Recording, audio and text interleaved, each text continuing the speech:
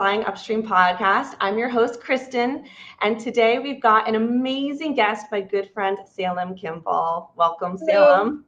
Hi, everybody.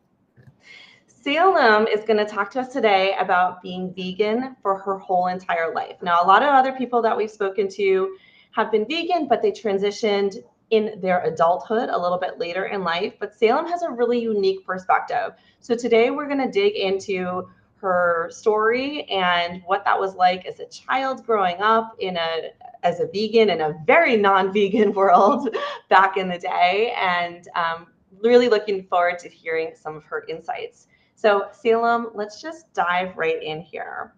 First, Okay. can you tell us a little bit about what it was like to grow up vegan in a world that views animal products as the mainstream? Did you ever feel different, or were you labeled by your peers? I mean, the obvious answer is yes. Yeah, so I mean, it's a little different for me when I was really young. I was homeschooled, and that helps a little because I feel like there's ways that you kind of bump into other people's reality more. When that's something like that's not the case. I feel like the experience of being vegan from the very beginning, part of what that sort of sets as a trajectory is kind of a questioning of the default from the very beginning, right? So, you go into a big grocery store and most of what's here is not relevant for our lives, like, I mean, our family's life. And so I think Yes. that part of what that meant then growing up as a child was sort of a default questioning of like what I see, right? Whether that's like a restaurant or a grocery store or even certain social norms. I think there is the experience of being different, but there's also this starting place of like, oh, why is this the way that it is? So I'm coming in from a different place, and because I have to come in thinking about planning ahead a little bit, if there's accommodations or what's available, there's a little bit more of like needing to plan, basically, anytime I'm coming into a situation. I think I'm rambling already. I'm sorry. No, this is helpful. I mean, I think a lot of our listeners know I'm also vegan. I've spoken about it a lot. And one of the big things that comes up often is like, yeah, it's okay for, as an adult, sure, we can have a little bit more strength and confidence in who we are, and knowing that if we're making a decision, it's coming from us. But as a child, that's, a decision your parents are making for you, Mhm. right? And so the child is kind of suffering the consequences, if you will, of whatever that decision is, good or bad. And Right. so that perspective is really different, and we haven't really had that. So what you're saying is really, really insightful. Well, I appreciate that. I'm not sure if that's true, but I appreciate that. I do believe that in our identity as a family being vegan, even though there's ways that it's kind of going upstream and hearing the same questions and kind of running into the friction that causes when you go out into the world and the world goes, oh, why are you doing this differently? You kind of are having to continually bump up to that. But I think there's also a way that can be really empowering as a child, because you're like, for me, I had a fair amount of, maybe pride's the wrong word, but like it felt meaningful and important that I Mhm. was a part of my family and we were vegan. It wasn't like, oh, I don't get to blah, blah, blah. It was sort of like, I am empowered with the knowledge to understand a little bit more of what's behind what we're all looking at. I feel like it was grounded in, here's why. It wasn't like, you can't have that. It was like, hey, to do that, this animal suffered or what, it was sort of like being more informed from the get-go. And so I don't feel like that was a penance, if you will. It felt like, yeah, like I was sort of being given more information than most people would be if they were just on the default mode. Yeah, I love how you explain that as feeling empowered and not just kind Mhm. of going with the flow necessarily, but having that knowledge. And so it sounds like your parents did a great job with explaining things to you, and I'm assuming in an age appropriate way, but making Yeah. sure that you understood.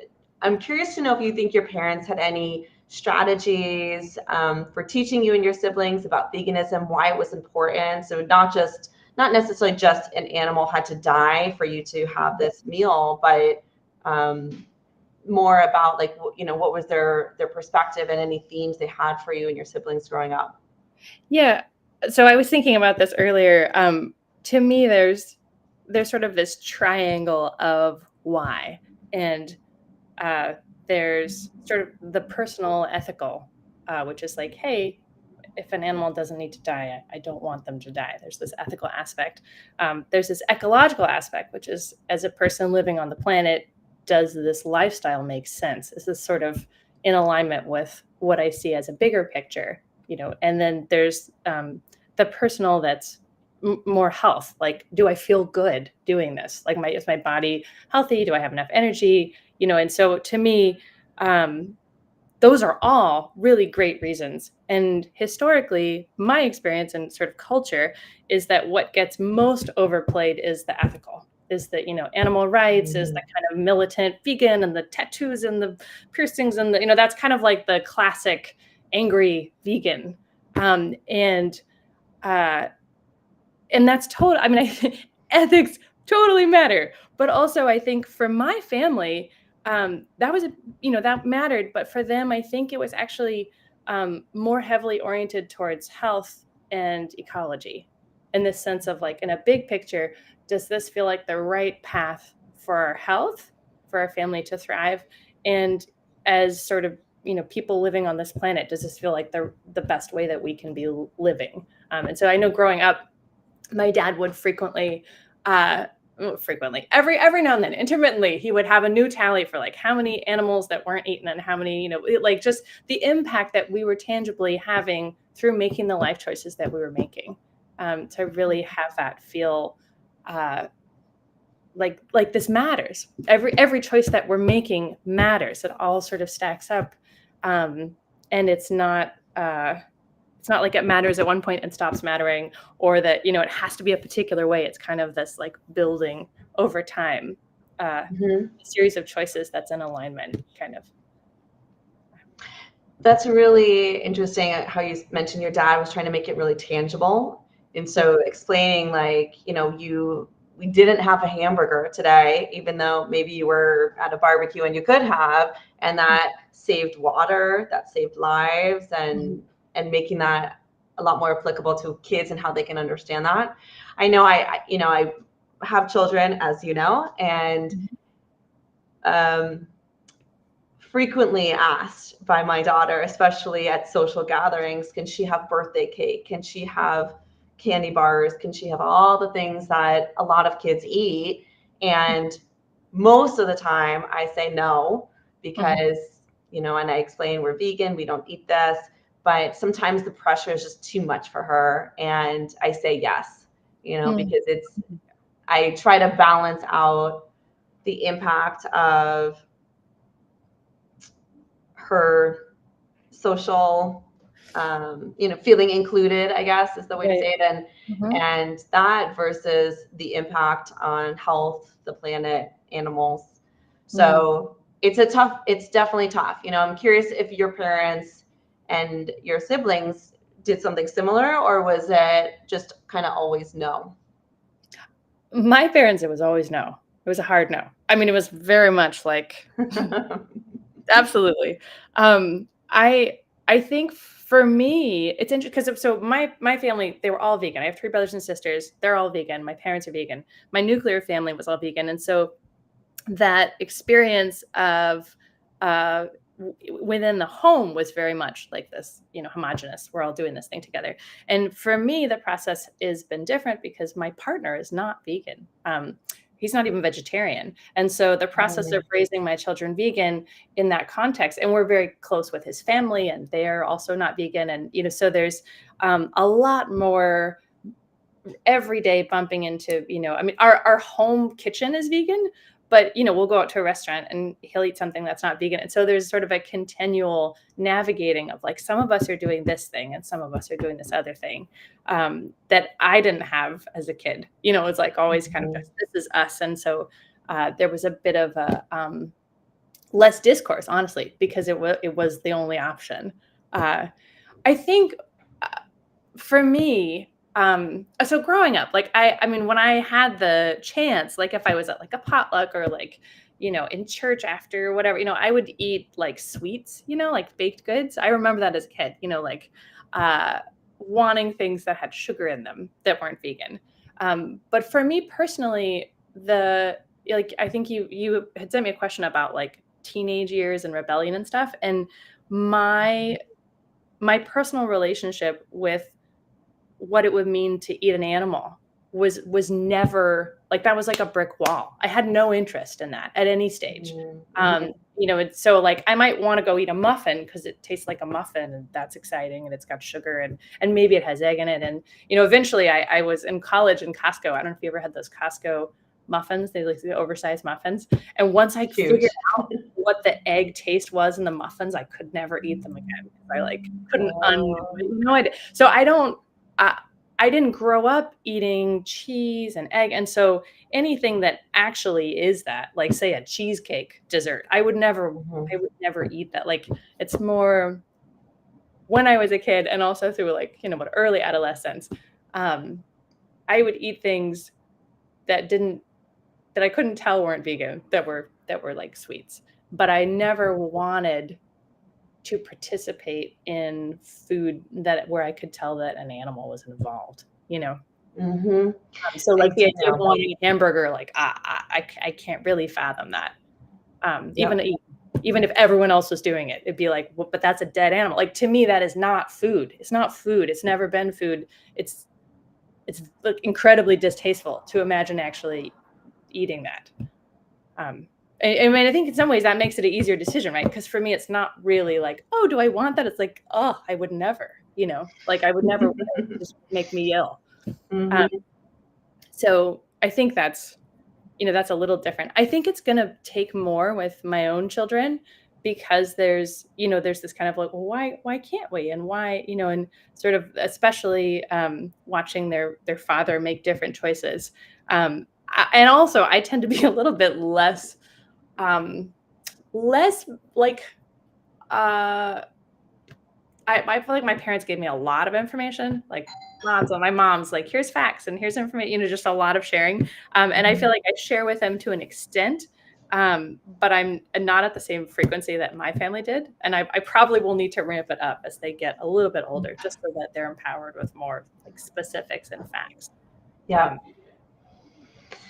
Yes, I so appreciate everything you're saying because I'm in a very similar situation where my husband is not vegan. When he's with our children, he is, but in his life where he's out with his friends and at restaurants, he's not. And we definitely have not had that conversation yet of daddy is not truly vegan. We've kind of taken the approach a bit of just shying away from it, hiding it a little bit more, which, it doesn't feel great. I don't want to hide things from my children, but I also feel like having that conversation is hard. So I'm curious to know what has that been like for you, explaining to your kids, like, hey, we are vegan, right? And you, kids and you, and dad is not, and that's okay for him to make his choices, but for us, we're not going to do that. What's that like for you?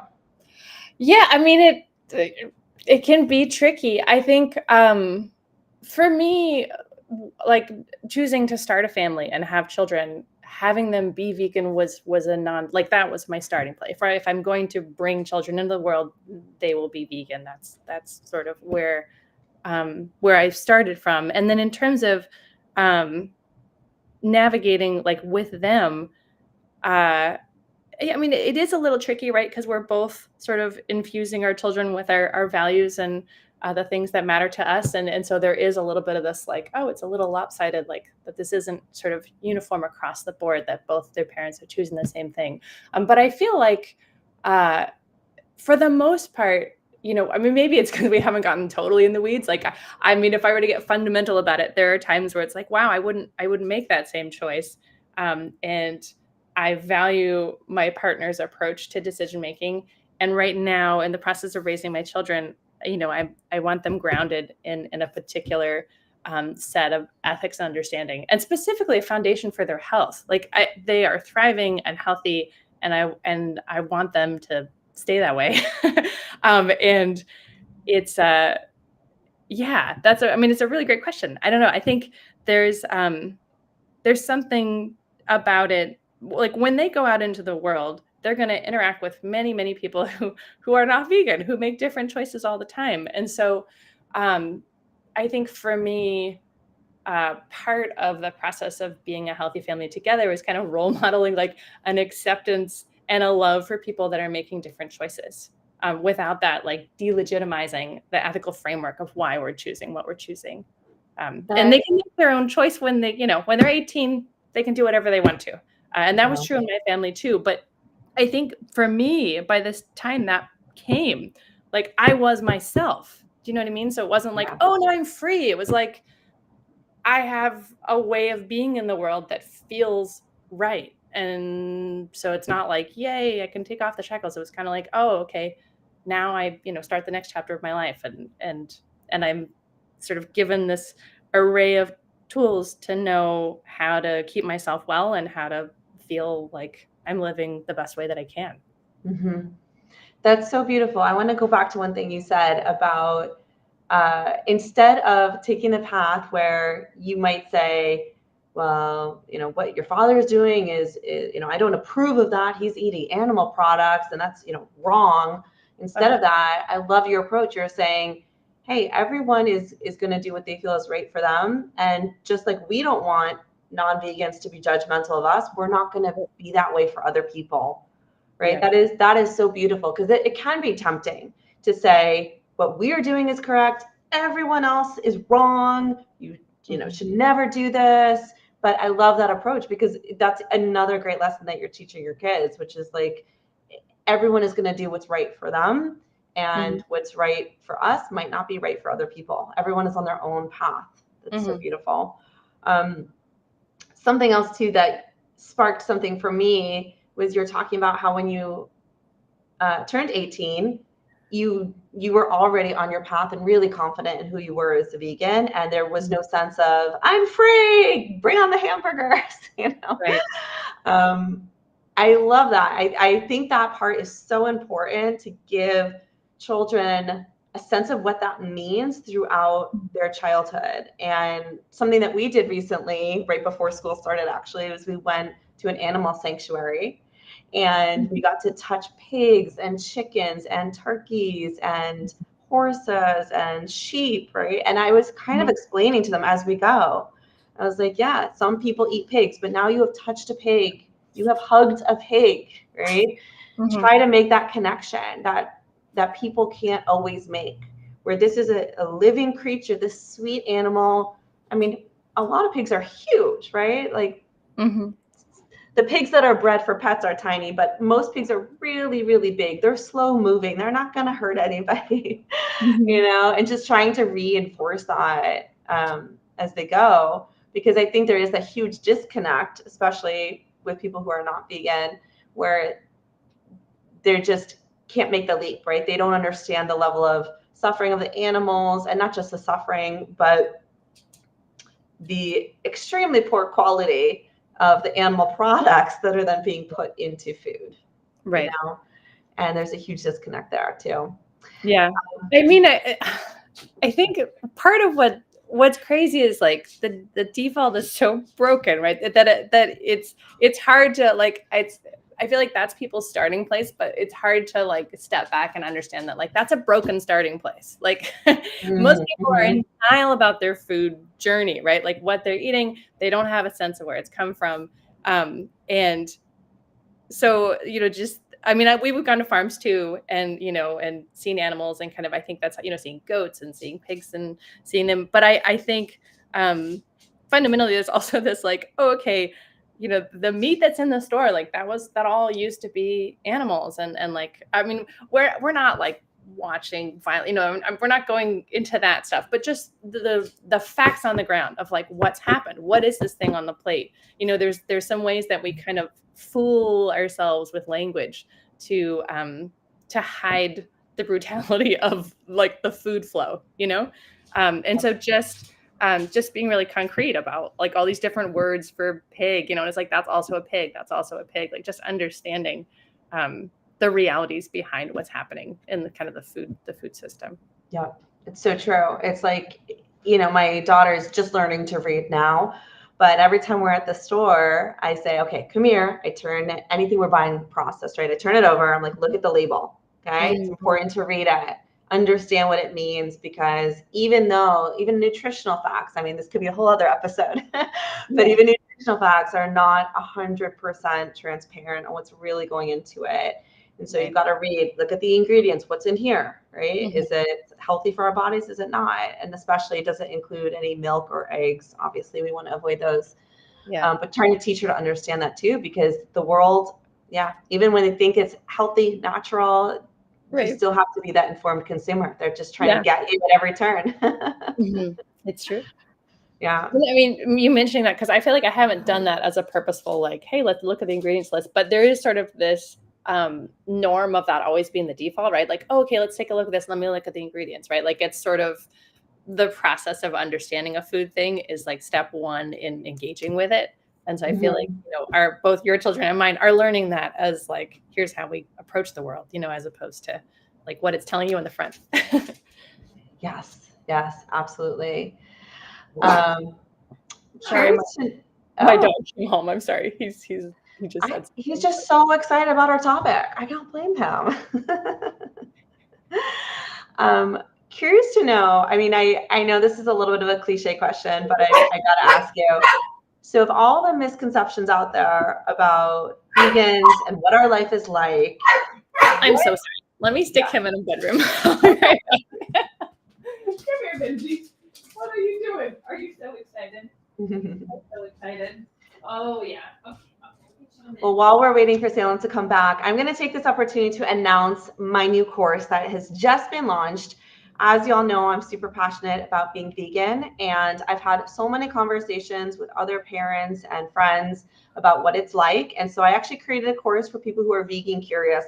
So many parents have said to me, well, I'm pretty curious about it, but I don't know where to get started. I don't think my partner would be on board with it. I don't think my kids would get enough nutrition. And so I specifically created this course for all of you out there who are curious like that. We're going to put the link in the show notes and head to it. It's going to be 6 live classes, so you get direct access to me. Ask me anything you want, and I'm going to help you get started on it. Awesome. I'm so excited for you. I think it's really wonderful to give an easy onboarding for people who are like curious, but, need that support.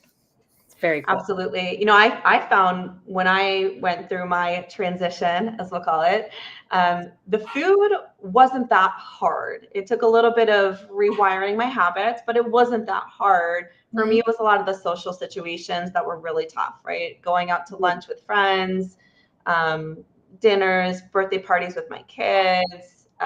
All of a sudden, when my friends are like, hey, let's go to brunch. Well, 19 out of 20 restaurants we used to go to, I can't eat at anything at anymore. Right.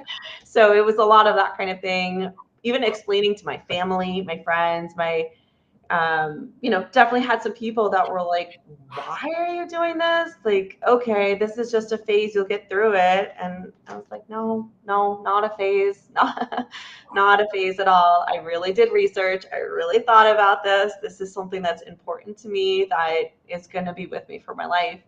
And so it's that experience that I want to take and bring to other people, to show them that there are ways that you can get through this pretty easily with just a little bit of knowledge. So for people who are genuinely interested in doing it for health, that was my reason for it, or any other reason, that, like I said, I can help you do it, and doing it together with the community is always easier.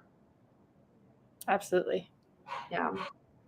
So Salem, I'm curious to know if you have done anything around vegan activism. So there's lots of things out there in real life, on the internet.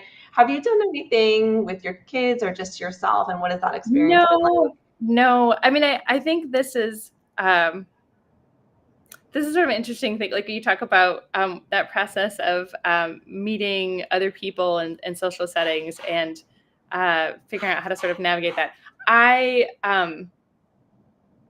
I think that, I think it's wonderful that people are doing vegan activism.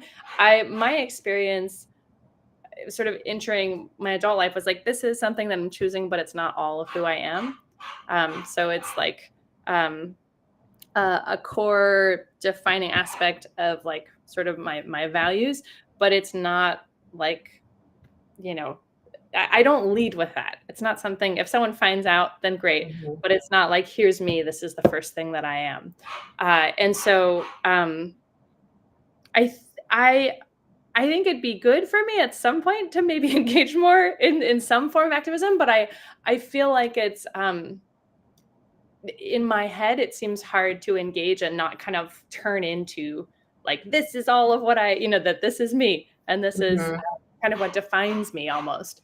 And so me, my activism is like to live very clearly in alignment and to raise my own family. And when people ask me questions, it's kind of like role modeling more than like going out and preaching. Or, I mean, my experience is people don't want to change if they feel judged, right? And so a lot of this history of like, look at this terrible thing and how could you do this stuff, and people just really shut down a lot.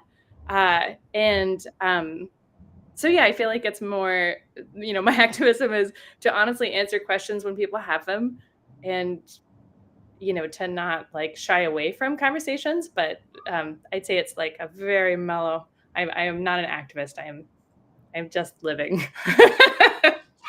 Yes. I love that. I love how you're saying this is a part of your life. It's a part of your identity, but it's not your whole identity. It's not consuming your whole life, which is great. And that's how it should be.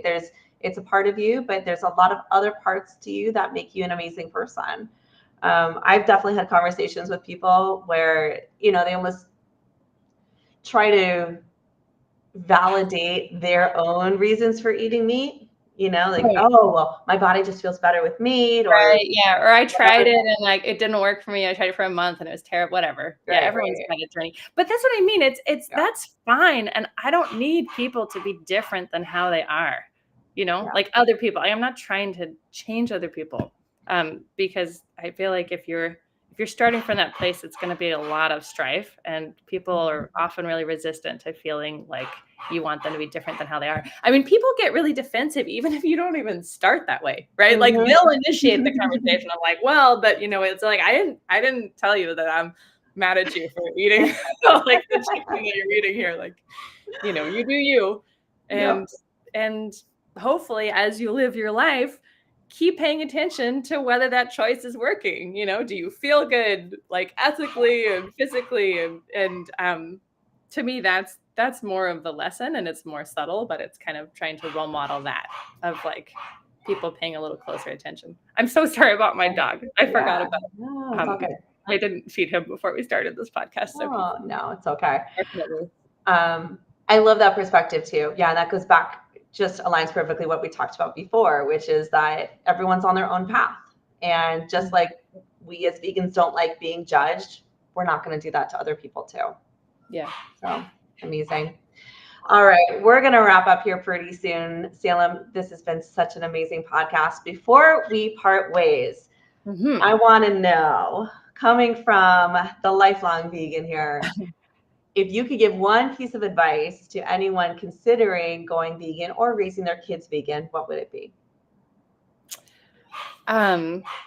One piece of advice. I would say that it's sort of like twofold. One is that all the choices that you make matter, and don't beat yourself up about any one choice. So it's kind of this. It's sort of just like between you and what feels like the right thing, and everything else is just kind of noise. And if something goes wrong, I in general, I try and stick really close to the path. And like the other day, someone mislabeled the pizzas, and the kids ended up eating a pizza that wasn't vegan, and I didn't bring it up with them because they didn't know, and it was fine. But it's one of these like. I feel like my parents were a little more intense about how tightly they held these things. And if it was, if it was some sort of whatever, it was very egregious. And for me, I don't feel that way. I think it's important to have that strong sense of like, this really matters, and this absolutely is who I am and what I'm choosing. And, we're not like born to suffer. So like if something happens and there's a mistake or there's no, it's really about what's going to help you thrive at every step. And it doesn't have to be hard. Yeah. Truer words have never been spoken. Thank you so much, Salem. So much. That's amazing. For those who are interested in my course, please check it out. Link is going to be in the show notes below. And I want to thank you all, free spirits, for joining us today on Flying Upstream. We are dedicated to highlighting unconventional paths out there and making sure you know whatever your passion is in life, it is beautiful and it is worth pursuing. Thank you, everyone. Thank you, Salem, and we'll see you all next time. Thank you so much, Kristen.